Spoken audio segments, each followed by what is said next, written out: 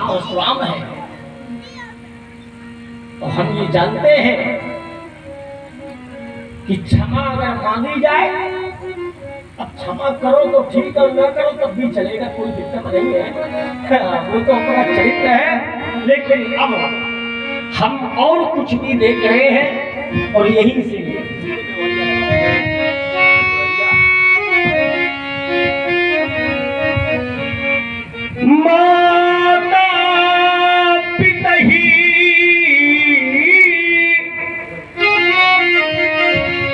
माता पिता ही उरिन भैनी के गुरुरिन रहा सोच बढ़ती के। माता पिता करण से आप बोल रहे हैं, माता पिता करण से बोले कैसे बोले? परशुराम जी ने एक बार अपनी मैया का सिरोच्छेदन कर दिया। परशुराम जी का ये परशु एक बार अपनी मैया के ग्रीवा में चढ़ गया। मैं विचार करने लगा, ये वही तो परशु है जिन परशुराम जी ने अपने मैया के ग्रीवा का सिरोच्छेदन किया, जिस मैया के शीश को काट दिया। जिस समय परशुराम जी ने उस मैया के शीश को काटा तो क्या परशुराम जी को उस मैया की ममता को ध्यान नहीं आया? अरे माँ तो माँ होती है, माँ शब्द ही ऐसा है। ममत्व का अगर प्रादुर्भाव है तो ममत्व का प्रादुर्भाव केवल माँ से है। माँ से ज्यादा ममता किसी में हो ही नहीं सकती है। पुत्र तो कुपुत्र हो जाता है, लेकिन आज तक कभी माता कभी कुमाता नहीं होती है। और वो माता जो अपने बेटे को जन्म देती है, कैसी माँ है? तो आचार्यवाणी कहती है, देखो मैया को बेटे पर भी बजाओ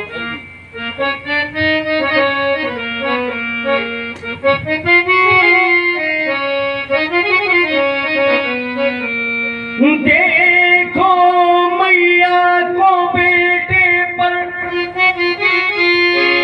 वो कैसा लड़ाती है। 9 मास गर्भ में धारण कर जो अंचल का पान कराती है। खुद तो भूखी रह जाए मगर खुद तो भूखी रह जाए मगर पर बेटे को भोजन करवाती है। बेटे को भोजन करवाती है। मैया बेटे की ममता पर बलिहारी उस पर जाती है।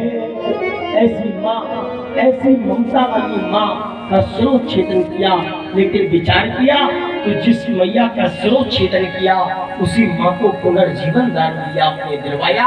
आप माता पिता ही ऋण भय नहीं के, लेकिन एक ऋण है कौन? वो है गुरु ऋण। और हमें ऐसा लगता है कि जो गुरु ऋण है वो हमारे माथे का सो जनो हमरे माथे काढ़ा। अगर हमारे माथे काढ़ा दिन चली गए ब्याज बढ़ बढ़ा। दिन चली गए ब्याज बढ़ बढ़ा। ब्याज ज्यादा बढ़ना नहीं चाहिए, नहीं तो बहुत लोग ब्याज पे कुछ धन ले लेते हैं, जिंदगी निकल जाती है। ब्याज देते देते मूलधन पे कभी नंबर नहीं आ पाता है। इसलिए ब्याज ज्यादा नहीं बढ़ना चाहिए।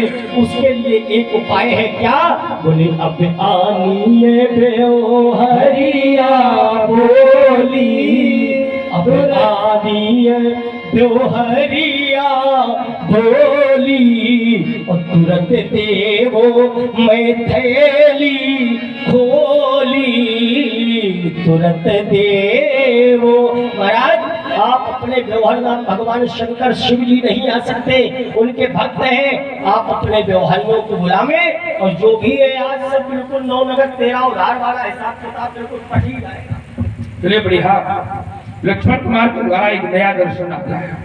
दर्शन है क्या कि माता पिता ही उड़िन भैनी के।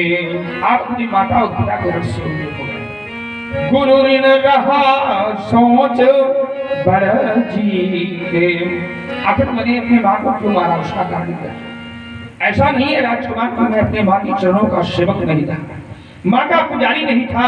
एक बार कैलाश शिखर की चोटी पर खड़ी होकर के मैया पार्वती कहने लगी, गजानन न पैदा होता, खड़ानन न पैदा होता, परशुराम जैसा एक पुत्र पैदा हो जाता, मेरी गौ को जन्म होता। आप हैं राहुल जी जो इसी गांव के निवासी हैं।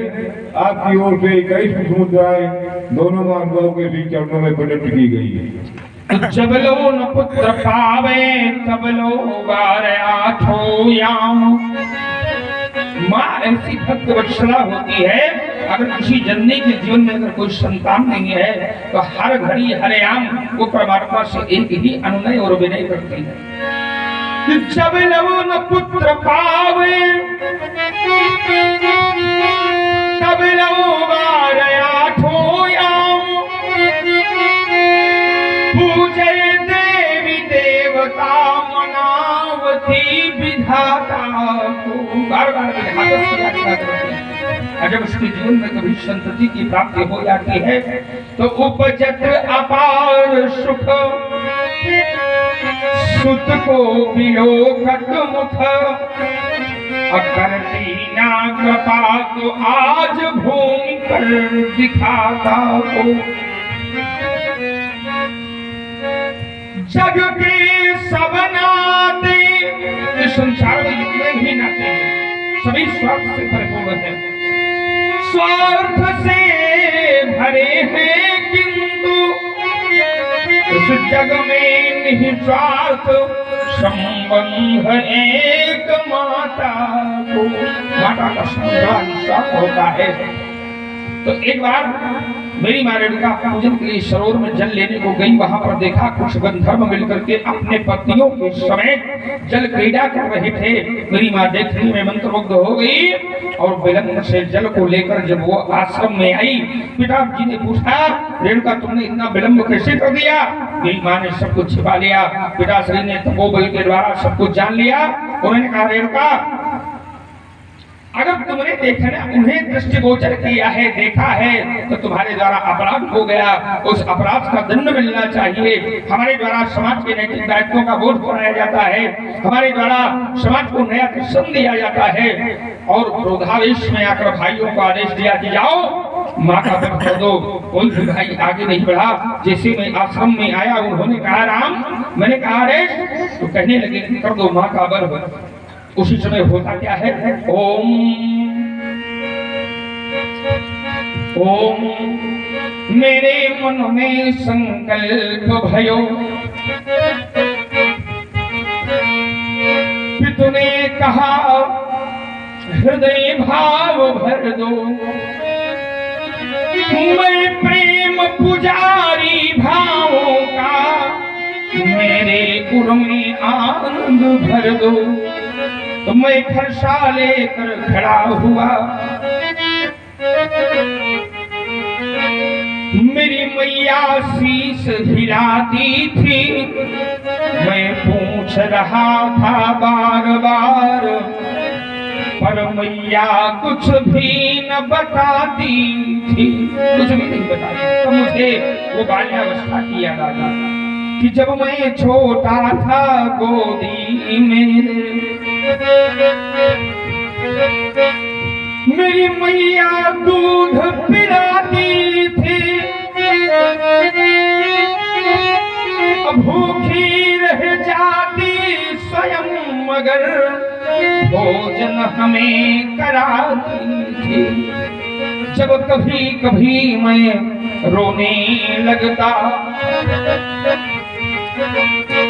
तो मैया रोने लगती थी। खिलखिला जब भी मैं हंस देता तो मैया भी हंस देती थी। तब मैंने मन में ठान लिया कि मैया बलिदान चाहती है। अब मेरे हाथों से मर कर भी मेरा उत्थान चाहती है, फिर परश उठा और वही हुआ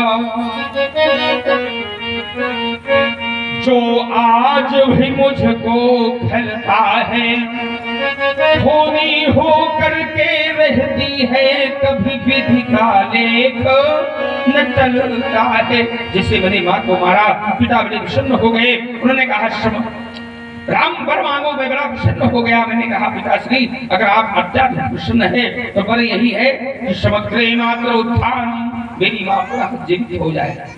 अस्मृतेन चावधस्मयी, और उनको ये ज्ञात भी न रहे कि मेरे द्वारा इनका बल है। पापेन तेन च स्पर्शो, मैंने इनका बल किया है तो मुझे इसका पाप भी न लगे। तथा मेरे भाई भी बड़ा जीवित हो जाए। तभी आचार्य को बार बार कहना पड़ा कि परशुराम पितुआ ज्ञान राखी,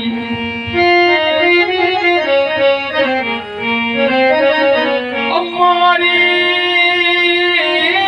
मातु लोग सब साथी। बहुत सारा सभी लोगों को। और आप हैं हमारे आदरणीय राज बहादुर जी मास्टर साहब, आपकी ओर से 101 पुष्प मुद्राएं श्री भार्गव जी के श्री चरणों में और लक्ष्मण जी के चरणों में प्रकट की गई है। भैया को बहुत बहुत स्वाद हुआ। अब यानी जो हरिया बोली जो भी समिति के लोग हैं कृपा करके धर्म मंच पर आवें। अभी